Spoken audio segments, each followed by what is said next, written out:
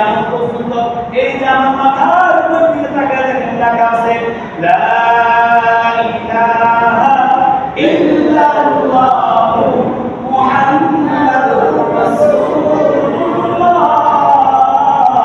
আল্লাহ নবীকে এত ভালোবাসে কিয়ামত পর্যন্ত নবীর নামটা আল্লাহর নামের সাথে রেখে দিবেন।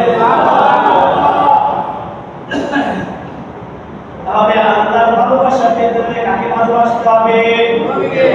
এখন নবী বলেন কি আমার দয়াল নবী মায়ার নবী পয়গম্বর ডাক দিয়া হে উম্মত আমি নবীকে ভালোবাসতে চাও মান আহাব্বা সুন্নতি ফাকাদ আহাব্বানি ওয়া মান আহাব্বানি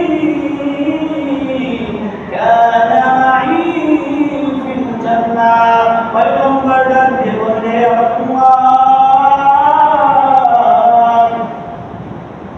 আমি নবীকে যদি ভালোবাসতে চাও, আমি নবীকে যদি ভালোবাসা পেতে চাও, মান আহাব্বা সুন্নতি আমার সুন্নতকে ভালোবাসো, আমাকে ভালোবাসো, আমার আদর্শ গ্রহণ করো।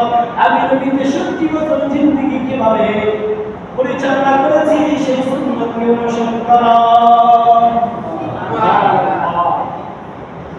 নবীকে কিভাবে ভালোবাসতে হয়, নবীর ভালোবাসা কেমন থাকতে হয় তার জ্বলন্ত প্রমাণ দিয়ে গেছেন সাহাবী আজমাইনরা। লক্ষ লক্ষ ঘটনা রয়েছে, তার মধ্যে সংক্ষিপ্তভাবে অল্প কিছু বর্ণনা করতেছি। পয়গম্বর আলাইহিস সালাতু ওয়াস সালামের প্রিয় সাহাবী হামজা রাদিয়াল্লাহু তাআলা আনহু একদিন হয়েছে বিবাহ বয়স, কয়দিন হয়েছে? একদিন বিবাহ বয়স হয়েছে। হামজা রাদিয়াল্লাহু তাআলা আনহু গোসল করার জন্য ঘাট পাড়ে গেলেন। গোসল করবেন ওই সময় হামজা রাদিয়াল্লাহু তাআলা একজন খবর পাঠালেন, হামজা রে উহুদের ময়দান থেকে খবর এসেছে আমার নবী মার দুনিয়াতে নাই। হামজা রাদিয়াল্লাহু তাআলা সঙ্গে সঙ্গে ঘরের মধ্যে গিয়ে একদিনের বিবাহ বিবিকে গিয়ে বললেন, ও আমার বিবি ঘর থেকে তলোয়ারটা দে, আর মনে হয় দেখা হবে না। আল্লাহ যদি ভালোবেসে থেকে তাহলে কিয়ামতের ময়দানে জান্নাতে তোমার সাথে দেখা হবে রে বিবি, আর দেরি করা যাবে না। তলোয়ারটা দে।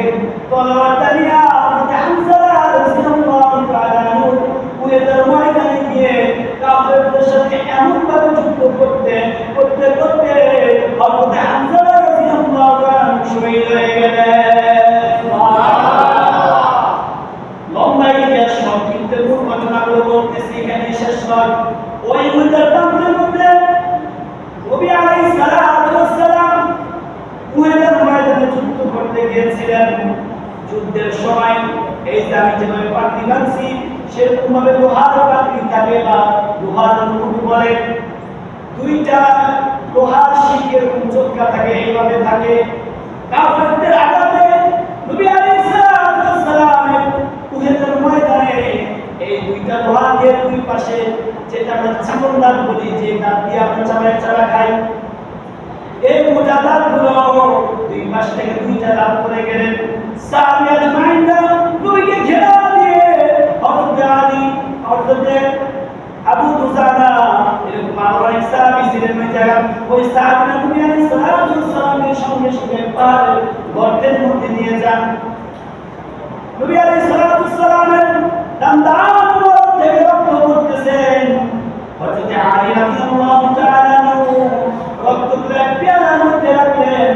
এক পেয়ালার মধ্যে রাখার পরে হযরত আলী রাদিয়াল্লাহু তাআলা সাহাবী আবু দুজানা, চমৎকার একটি সুন্দর নাম, ওই সাহাবীর নাম আবু দুজানা।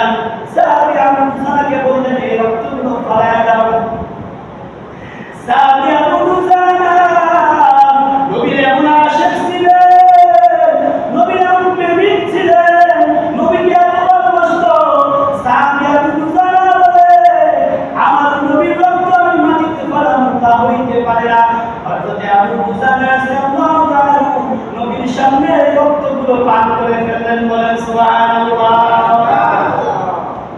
নবী ভাঙ্গা ভাঙ্গা বলে ডাকতে বল, এ আবু জানা, তুমি আমি নবীকে এত ভালোবাসো, আমি নবীর রক্ত তুমি পান করছো, আবু জানা মনে রাখো, আমি নবীর রক্ত যার শরীরে প্রবেশ করছে তার জন্য আমার আল্লাহ, আমার রব, আমার বন্ধু তার জন্য জাহান্নামটাকে হালাল করে দিবে। ও মুসলমান, ও কলিজার টুকরা যুবক ভাইরা, এখানে শুধু শেষ নয়, নবীকে এত ভালোবাসেন, নবীর মুহাব্বত, নবীর ইশক, নবীর আদর্শবাদ এত মুহাব্বতের লোক ছিলেন ওয়াইজ আল-কারনী রাহমাতুল্লাহ আলাইহি, যাকে আমরা বাংলাদেশি ওয়াশকুরনী নামে চিনি, তাকে ওয়াশকুরনী বলা হয়। ওনার নাম ওয়াশকুরনী না, ওনার আসল নাম হলো ওয়াইজ আল-কারনী। তাফসীরে জালালাইনের টিকার মধ্যে স্পষ্ট আছে ওনার নাম হলো ওয়াইজ আল-কারনী রাহমাতুল্লাহ আলাইহি। ওয়াইজ আল-কারনী রাহমাতুল্লাহ আলাইহি নবীর এত আশিক ছিলেন, নবীর এত পাগল ছিলেন, নবীর জমানার মানুষ ছিলেন, কিন্তু নবী চিঠির মধ্যে দিছে, এ ওয়াইজ আল-কারনী, আমার সাথে দেখা করার দরকার নাই, তোমার মৃত্যু মাঝে দিছে, আমার সেবা করো, আমার সাথে তোমার আখিরাতে দেখা হবে। ওয়াইজ আল-কারনী রাহমাতুল্লাহ আলাইহি এই জন্য একবার নবীকে দেখতে যান নাই, যদি নবীকে দেখতে যাইতেন সাহাবী হইতেন, কিন্তু ওনার সম্মান মহব্বত এত বেশি, আল্লাহ তাআলা সাহাবীদের মর্যাদা সাজায় তুলে দিলেন। ওয়াইজ আল-কারনী রাহমাতুল্লাহ আলাইহির কাছে খবর গেল,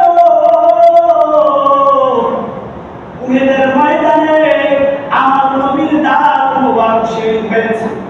ওয়াইজ আল-কারনী রাহমাতুল্লাহ আলাইহি চিন্তা করলেন, আমি তো জানি না আমার নবী কোন দাঁতে শহীদ হইলেন।